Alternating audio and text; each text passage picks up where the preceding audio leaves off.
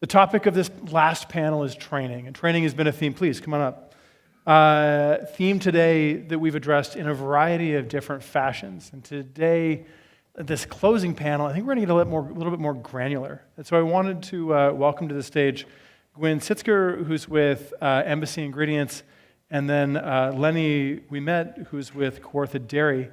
And we're just going to have a little fireside chat, but I kind of wanted you both to introduce yourselves and talk about the products that you oversee, and then we're going to talk about training.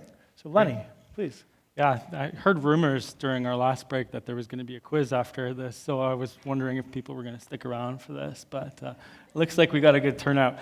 I'm Lennie Ouimette. I'm the Director of Quality and Food Safety at Kawartha Dairy. My focus at Kawartha Dairy for the last 4 years being there has been really building a foundation for growth, supporting an organization on a trajectory for building capacity and expanding, going from a small to a medium-sized organization.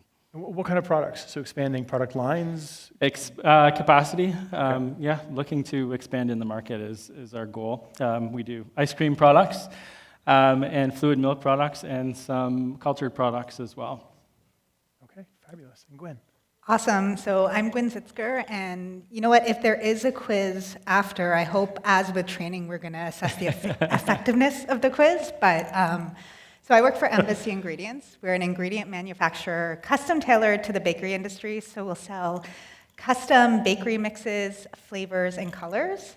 I am their Director of Food Safety and Quality, and I oversee the regulatory team, our food safety team, and our QC testing labs.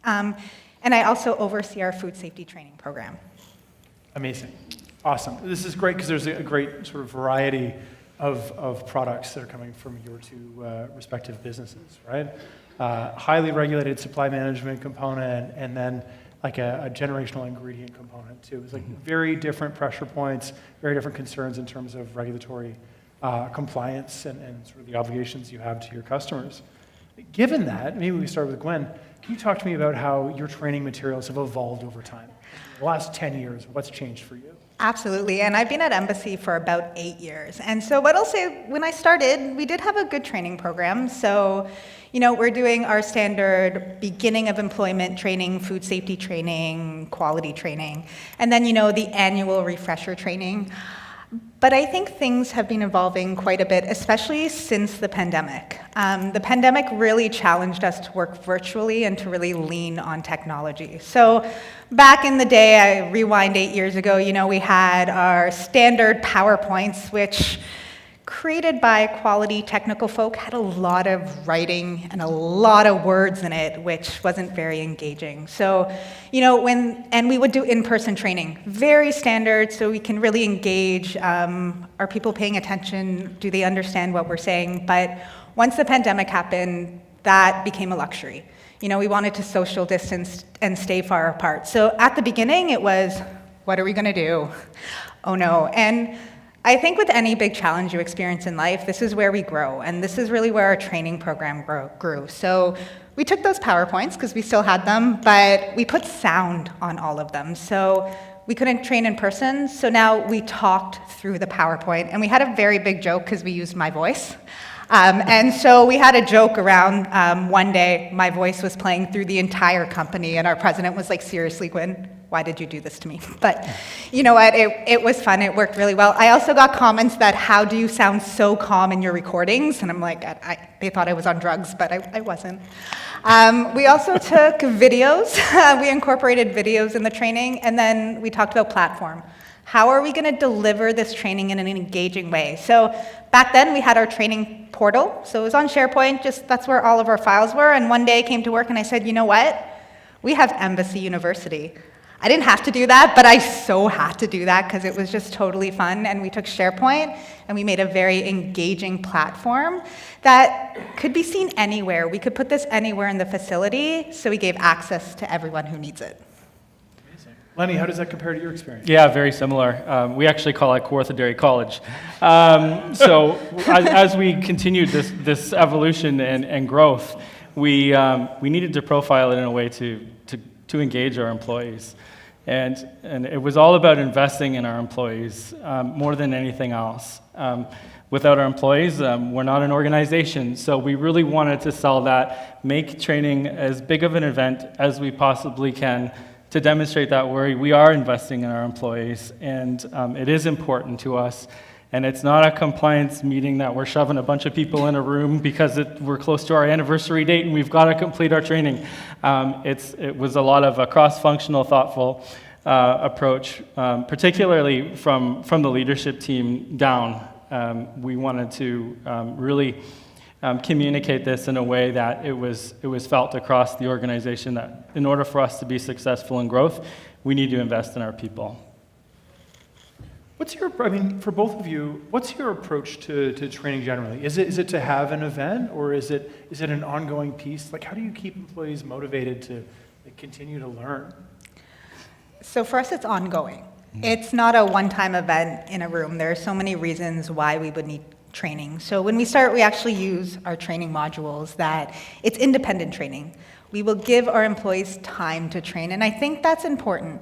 To get everybody in a room and to stop the production line, a couple things are going to happen. We're going to have a slumber party almost. People are going to be falling asleep in the room. It's very hard to engage a large crowd, especially when you're talking about the audience. A lot of the training that we're doing, sure, I can train my QC staff in one way. Most of them have gone to university. In fact, all of them have. It's easy. They love learning. They're used to learning. But the line operators on the floor, we're talking about people who they all have different levels of learning, different levels of comprehension. And look at the jobs they do. They are go, go, go, let's produce, let's be efficient and fast.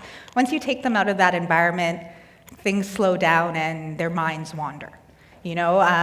So we do one-on-one training on an ongoing basis. We also have different programs that we put in place to trigger our training. So for example, our training isn't just once a year and then at the start of employment and then annually. We've actually incorporated our KPIs to help with motivation into our training programs. This helps test the effectiveness of training and also trigger retraining. If our KPIs are failing, they're on Embassy University and it's time to do more training. Lennie? Yeah, similarly, when we were looking at developing or enhancing our existing training program, one of the things that we wanted to do was, again, continue to look at engagement activities and really push down ownership and also encourage everyone to be a part of training and not just from quality professionals. So we did some things like hiring or promoting some of our best skilled operators within the facility to become technical trainers. So now they have a sense of ownership of the skill and ability that they have within the organization to feel proud about an area of the manufacturing process that they own, and then leverage that through training with other employees as well. So that was a big win for us.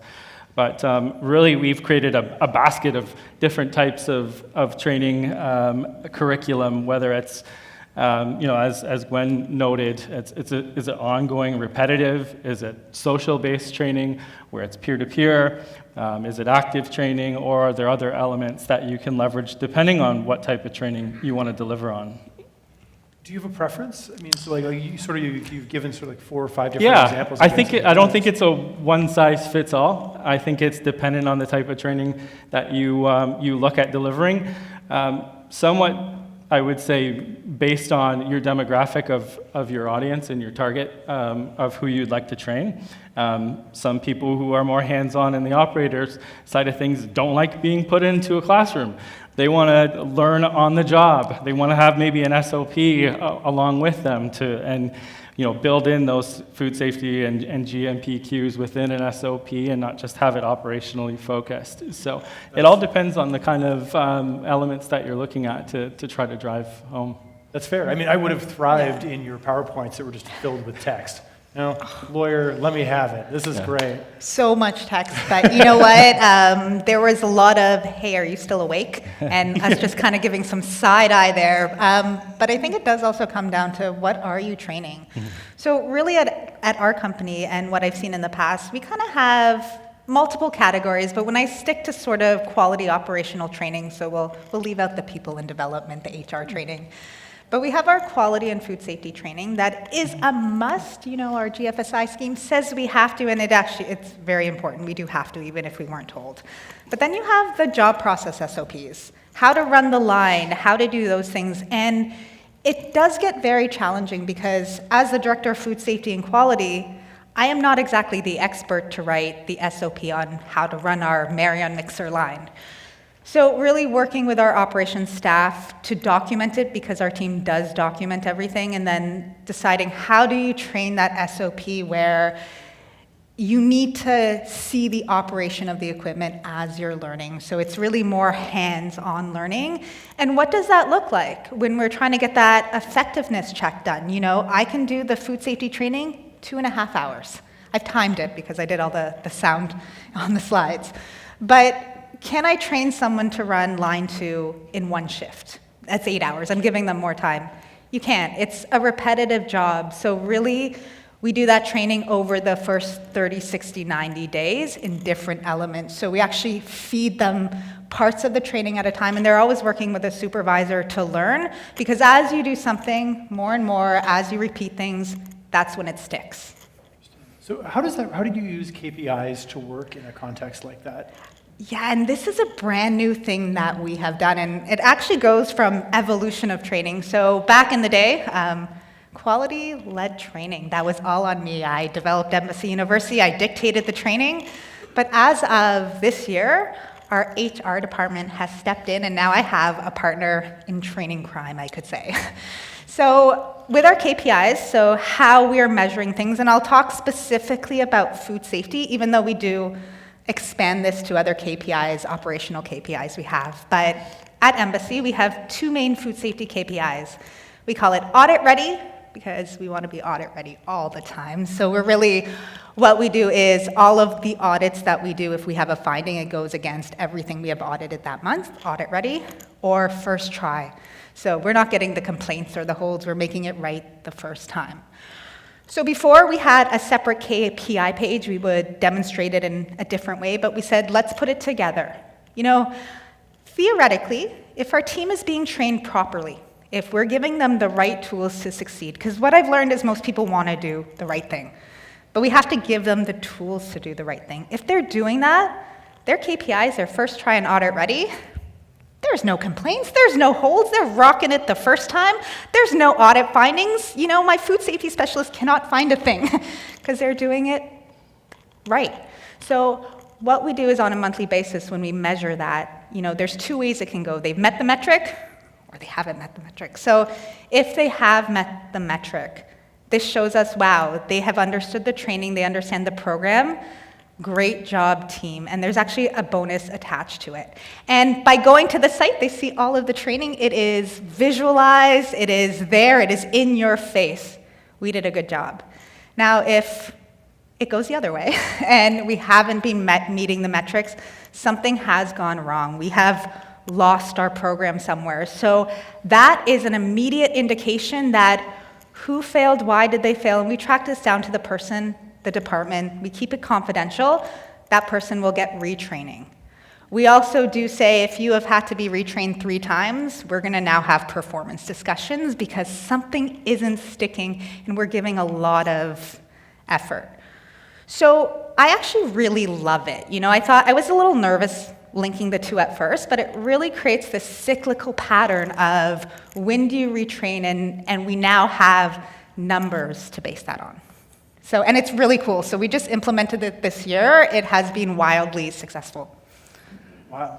Yeah. Wild. Okay, Lennie, what techniques do you, we were sort of not joking, we were very serious about quizzes, and we're here with a university and a college.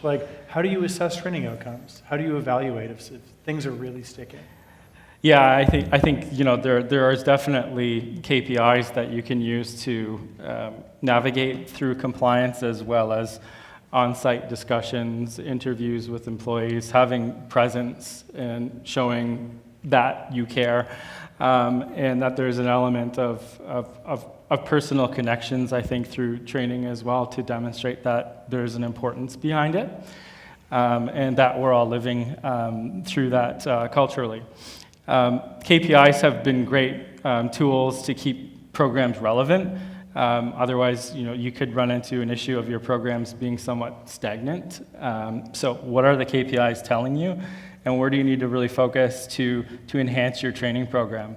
The other KPI we looked at from a leadership and management perspective was, what have we committed to as an organization to deliver on training?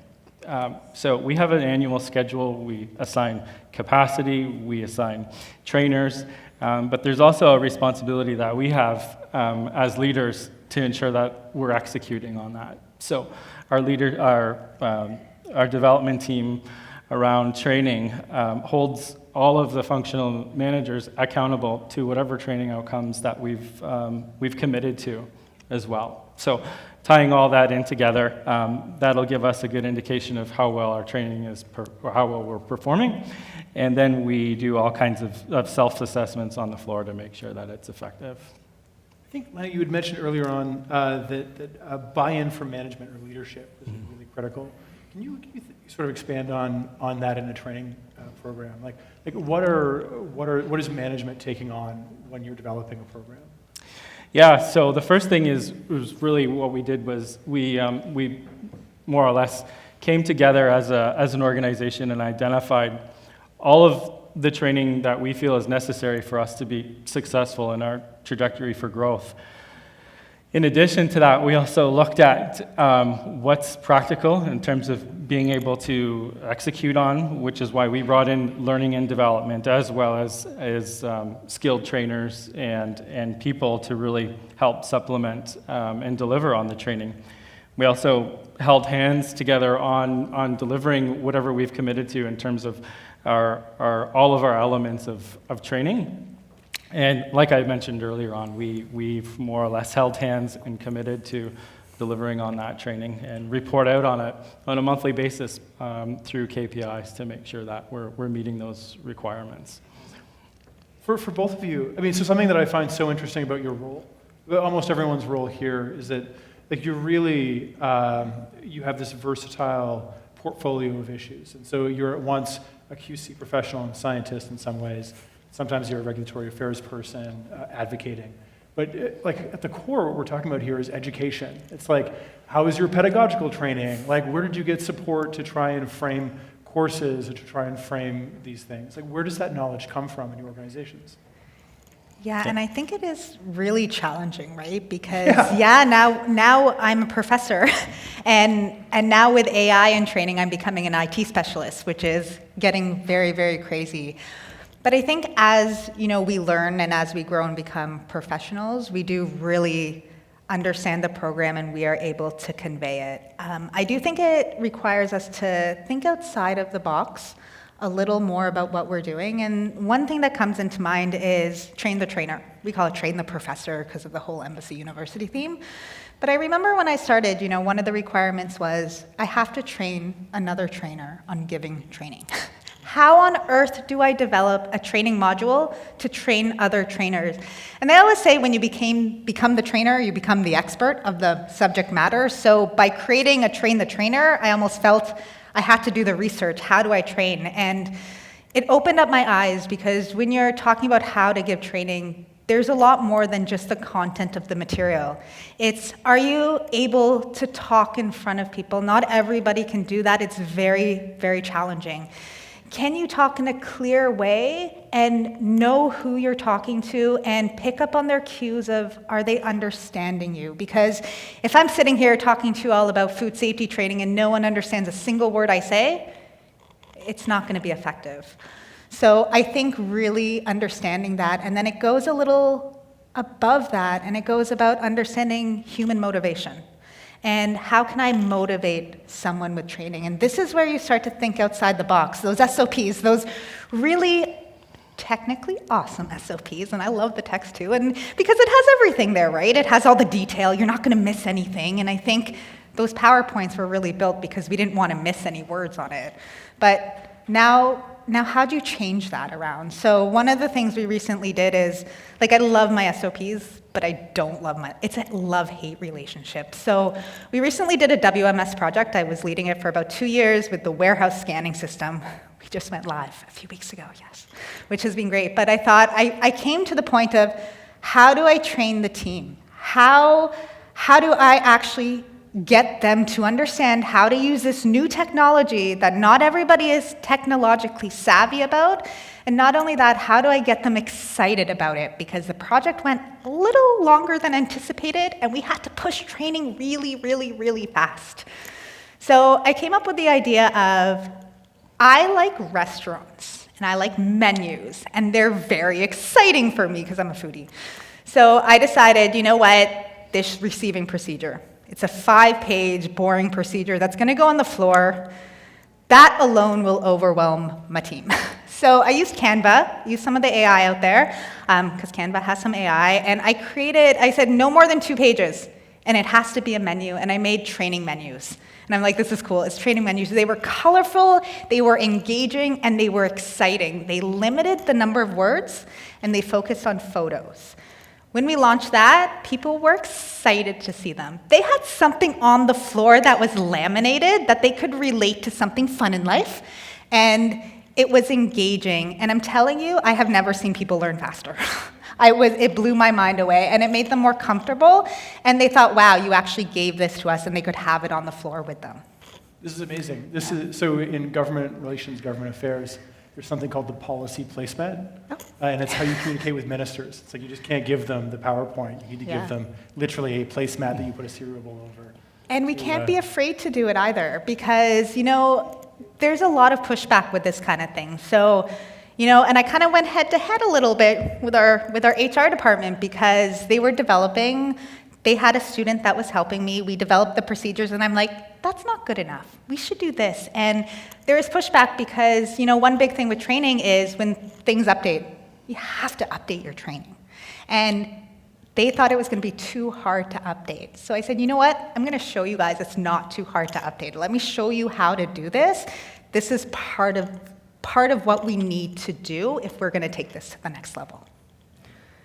Lennie, so just to get back to this for that core question, how did you create Kawartha Dairy Teachers College before you created Kawartha Dairy College? Like how did you do that skills assessment? Figure out, we have the ability to teach people here. Well put. Yeah, I wish I came up with that, Teachers College for Kawartha Dairy. Very much so. So we don't want to send our team out to our organization without learning social behaviors, understanding, effective training methods, what type of training methods we're going to apply in different areas, and setting them up for success by each type of curriculum in areas in which they're going to be focusing in on.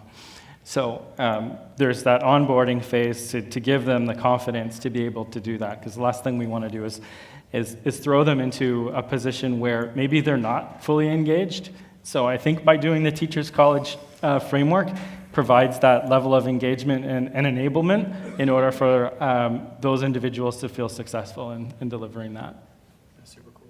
All right, I want to close out our talk today on integrating AI into training practices. I know some of you are both eager to speak about, and so I'm just going to say AI ? And just throw it in front of you, and you can run with it. Gwynne, you're champing at the bit. I am obsessed. I'm completely obsessed with AI. So what I think AI is going to do with training is make it exciting, engagement, and make it easy for us to make it that way. So one thing that we're looking at right now is video training. So currently, if I want to make a video training module, I have a few options. I can hire a company to make a training module, which if I ever need edits, will be nearly impossible. I can make it myself with my iPhone, and it'll probably get the ha-ha laughing about it because it's not going to be that good, or I can use some of the new AI technologies. So lots of things coming out, and the thing with AI is every day there are so many programs. So there are programs like Synthesia that we were talking about before, programs like it's called Veed or Deep Brain or Raw Shorts. I could list a million of them, and there's so many text to video modules now that you just go in and you say, okay, so when you're in, do a video of a guy working on a line wearing a hairnet and explain why it's important to wear a hairnet, and it'll generate a video.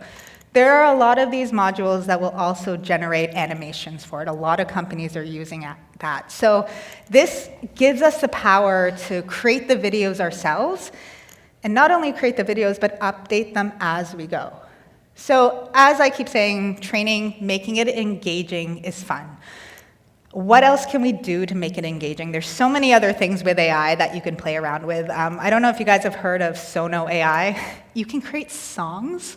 So I created a punk song called Gwynne the Food Safety Superhero. I thought that was fun. But even little songs thrown into the training. How random is that? And if you saw that, if you heard that, your eyes are now open. What is going on here? And it's normally those things that make people's eyes open, that make them look the other way, that you're going to catch their attention. And the second you have that attention, you can train them and they can learn. And you can make that about food safety, which is even more fun.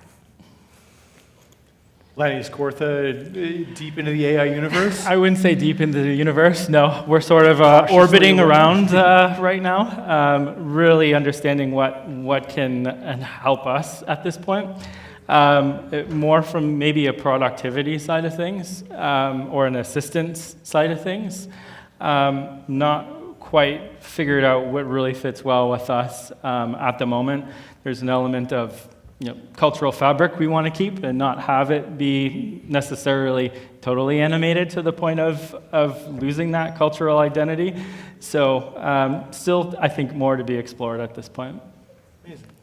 Awesome. Well, look, thank you both so much. I'd like to turn this to the audience. Do we have any questions to close out? Yes, we do. Close out the day. How many languages do you train in? So currently we train to the staff we have, and we train in 2 languages. So right now for our facility, English is the main language, and we also train in Spanish. And one for me, English. Nice. I How- have 6. However, with AI, you can train in any language you want, I think. I'm inspired by that. Yeah. Thank you.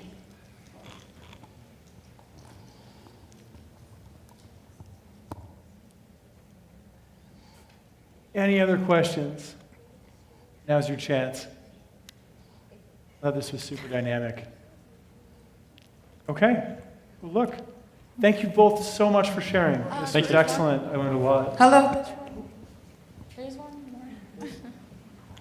My question's boring. I feel a lot of pressure now to have a good question.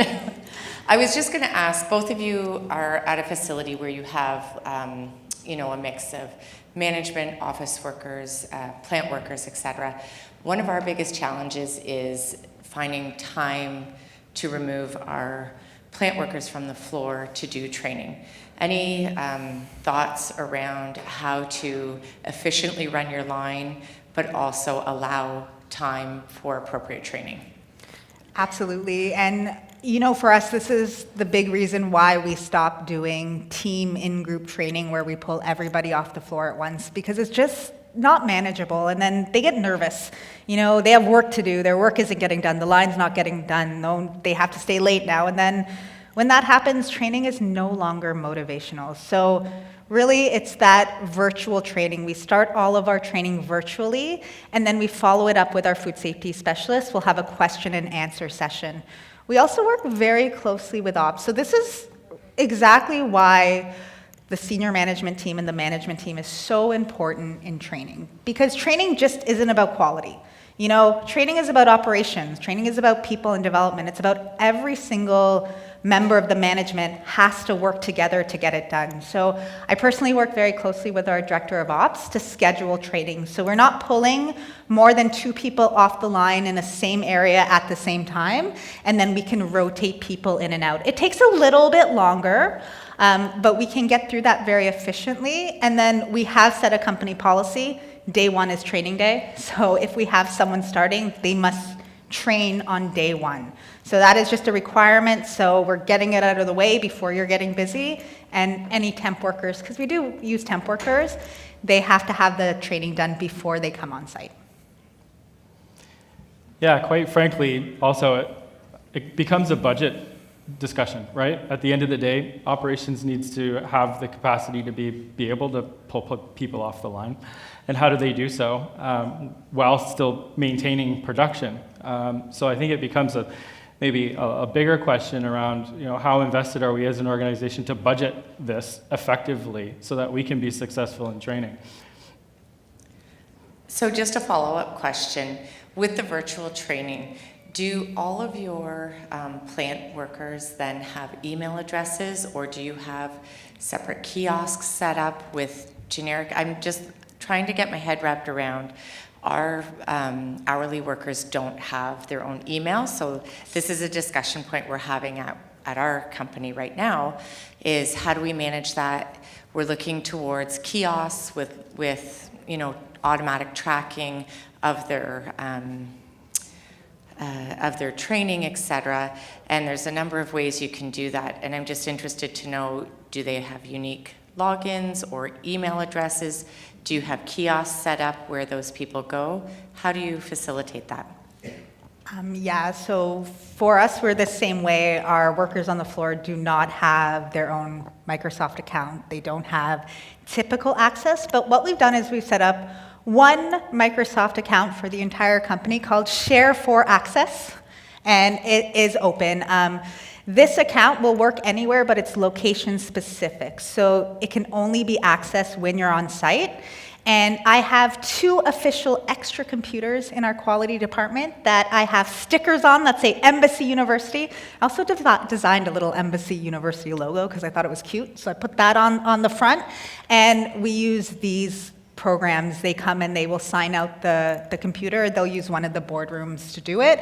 And then they'll sign it out with our food safety specialist, so she'll know when you're done and she can go sit with them to really go over the training. She also has a list of make sure you double check these points. So, and then with that, so we are very Microsoft based. We use Microsoft Forms to do all of our training quizzes, which they will then type in the name and the department they're working for. So we will have our training quizzes are also a dual training record, so we can be efficient. So when that prints out, it's a record that we've completed training on this date, and then we can do the efficiency check on that same form. Amazing. With that, I think that's all we've got for you today. Thank you so much for joining us, Gwynne, Lennie. Thank you. That was wonderful. Great job. Thank you.